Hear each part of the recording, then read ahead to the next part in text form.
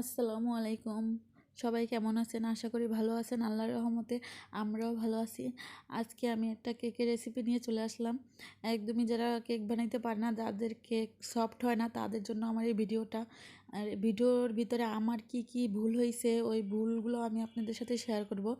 আর যদি শুরু থেকে শেষ পর্যন্ত ভিডিওটা দেখেন, ইনশাআল্লাহ আপনাদের কেকও আমার মতো এরকম পারফেক্ট কেক হবে। আমি এখানে একটা শুকনো বাটিতে হাফ কাপ ময়দা নিয়ে নিয়েছি। এবার 2 টেবিল চামচ কোকো পাউডার নিব, 1 চা চামচ বেকিং পাউডার, হাফ চা চামচ বেকিং সোডা, স্বাদ মতো নুন, 2 টেবিল চামচ গুঁড়া দুধ। গুঁড়া দুধটা না দিলেও কোনো সমস্যা নাই, দিলে টেস্টটা ভালো আসবে, চাইলে 1 চামচও দেওয়া যাবে। এবার আমি এটাকে চেলে নিব। এটাকে 2-3 বার চেলে নিলে কেকটা সফট হবে। এই দানাগুলো আমি একটা চামচ দিয়ে ছাড়িয়ে দিব। এবার আমি ভালোভাবে এটাকে মিশিয়ে নিব, যেন কোকো পাউডারটা আলাদাভাবে না থাকে। অন্যদিকে আমি মিক্সিং বলে রুমের স্বাভাবিক তাপমাত্রা 4টা ডিম নিয়ে নিয়েছি, কুসুমগুলো আলাদা রেখে। এবারে এখানে আমি যখন হালকা হালকা ফমি একটা ভাব আসবে, তখন আমি হাফ কাপ পরিমাণ চিনি দিয়ে দিব। চিনিটা চাইলে আরও বাড়িয়ে কমিয়ে নিতে পারেন, কিন্তু আমি যে চিনিটা দিছি যে মাপ মতো, ওইটি টেস্টটা অনেক ভালো আসছে। বেশি চিনিও মিষ্টিও হয় নাই, আবার মিষ্টি কমও হয় নাই, পারফেক্ট একটা মিষ্টি ছিল। এবার যখন একটু ফমি হবে, তখন আমি এই 4টা ডিম 2 ভাগ করে 2টা কুসুম দিয়ে দিব।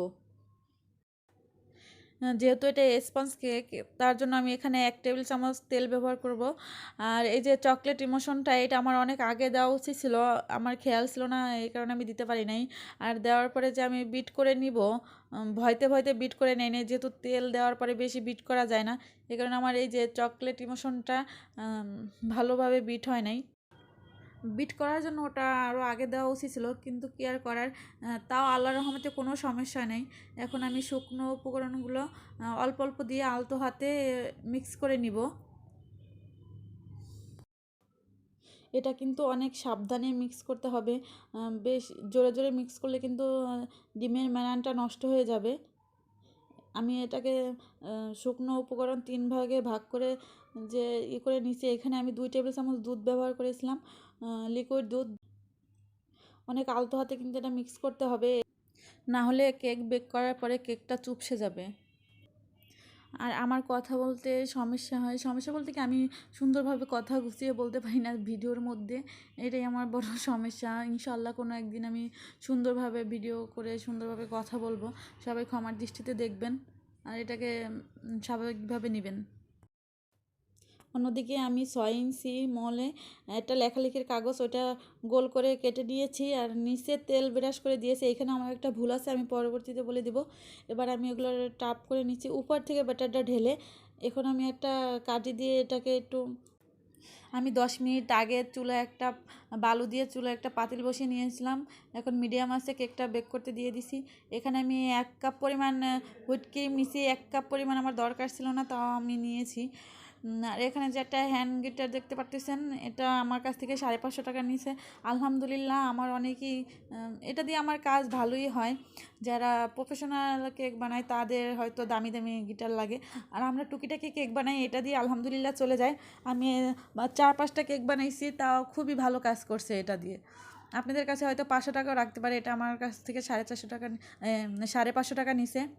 আর ওই যে হ্যান্ড উইক্স দিয়ে আমি কখনই ডিমের ফোম করতে পারি নাই, আর কেকও আমার পারফেক্ট হয় নাই। এটা কেনার পরে যে কয়টা কেক বানাইছি, আলহামদুলিল্লাহ অনেক সুন্দর হয়েছে কেকগুলা। চাইলে আপনারা এটা কিনে নিতে পারেন। এই যে আমার ক্রিমটা হয়ে গেছে, এটা আমি ফ্রিজে রেখে দিব। আর কেকটা আমার হয়ে গেছিলো আগেই, আমি ঠান্ডা করে নিছি। এবার আমি এটাকে ছাড়িয়ে নিব। দেখুন আমার কেকটা কতটা সফট হয়েছে। এই দেখুন আমার কেকটা কতটা সফট হয়েছে, একটু চুপসে যায় নাই। এবার আমি এটাকে 3টা স্লাইস করে নিব, চারপাশে নাইফটা ঘুরিয়ে কেটে নিব। কেকটা কিন্তু একটু চুপসে যায় নাই, ওই আমি ভিডিওতে আনতে পারি নাই, ভিডিও করতে খেয়াল ছিল না যখন কেকটা চুলা থেকে নামাইছি। এখানে এখনও গরম আছে। এই যে দেখেন, আমি ওদিকে টার্ন টেবিলে ক্রিম মাখা শুরু করে দিয়েছিলাম, তারপরে আবার একটা বোর্ড নিয়ে এসে এখানে আমি একটু ক্রিম দিয়ে তারপর সুগার সিরাপ দিয়ে নিচ্ছি। সুগার সিরাপটা আমি 2 টেবিল চামচ চিনির সাথে 2 টেবিল চামচ পানি অ্যাড করে সুগার সিরাপ বানিয়ে নিয়েছি। আমি আগে সুগার সিরাপটা দিয়ে নিয়ে তারপর আবার ক্রিম দিব। ক্রিমটা আমি অল্প পরিমাণ ক্রিম দিচ্ছি, চাইলে আপনারা বেশি দিতে পারেন। আমার কাছে মনে হয়েছে যে অল্প ক্রিম দিলে ভালো লাগতে পারে। প্রথম তো এক একটা এক একভাবে টেস্ট করতে হবে, না হলে কিভাবে বুঝবো যে কোনটা কিভাবে কীরকম লাগবে। কেকটা এত মজা হয়েছে যে সবাই প্রশংসা করছে, অনেক অনেক ভালো হয়েছে। আপনারা যদি আমার পুরো ভিডিওটা দেখে কেক বানান, ইনশাল্লাহ আপনাদেরটাও সুন্দর হবে। এখন আমার আমার কেকগুলো এত পারফেক্ট হয় যে আমার কাছে মনে হয় যে আমি প্রতিদিনই কেক বানাই। এগুলো দেখেন, আমি চকলেট গানাশ বানাইছি, এটা পারফেক্ট হয় নাই।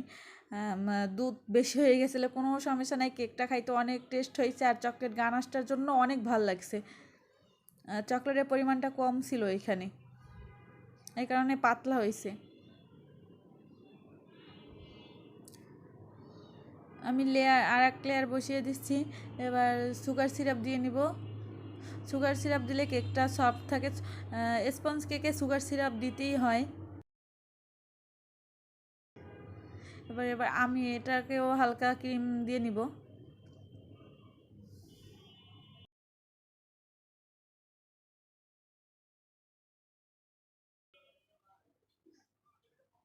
আবারও চকলেট গানাশ দিব।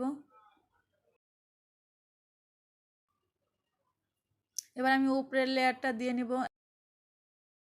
এই যে এখানে আমার একটা সমস্যা হয়েছিল যে আমি যখন কেকের মলে কাগজ বিছাইছি, কাগজের নিচে তেল দিছি, কাগজের উপরে তেল না দেওয়ার কারণে কিন্তু আমার এই সমস্যাটা হয়েছে।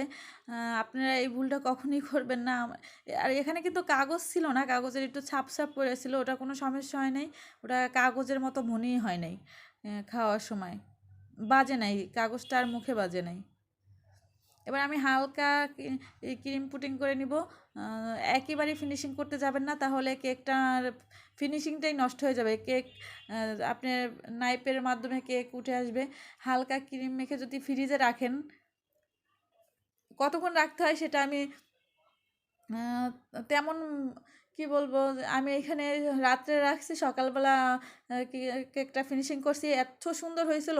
আর আলহামদুলিল্লাহ, আমি নতুন হিসেবে আমার কেকটা যে এত সুন্দর হবে, এত পারফেক্ট, আমি কখনোই বুঝতে পারি নাই। কেউ বুঝতেই পারে না যে এটা ঘরে বানানো কেক।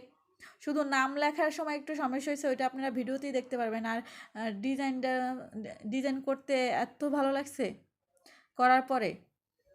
কেকটা খাইতেও যেমন মজা ছিল, দেখতেও মাশাআল্লাহ অনেক সুন্দর হয়েছে। নতুন হিসাবে আমার কাছে অনেক সুন্দর হয়েছে। আপনারা যদি এই ভিডিও দেখে কেউ রেসিপি শেয়ার করেন, অবশ্যই আমাকে কমেন্ট করে জানাবেন। আর আমার জন্য দোয়া করবেন, আমি যেন আরও সুন্দরভাবে আপনাদের সাথে কথা বলতে পারি, আপনাদের জন্য ভিডিও নিয়ে আসতে পারি। এই ভিডিওটা যখন আমি কেকের ফাইনাল লুকটা দেই, ওই সময় আমার ভিডিও করতে পারি না, বাসায় অনেক লোক ছিল, এই কারণে আমি কেকের ডিজাইনের ভিডিওটা করতে পারি নাই। এই দেখেন আমার কেকের ফাইনাল লুক। আপনাদের তো আগেই বলছি আমার নামে ভুল ছিল, কেকটা এত সুন্দর হয়েছে দেখতে, আপনারা দেখলে বুঝতে পারবেন। আল্লাহ হাফেজ, আজকের মতো।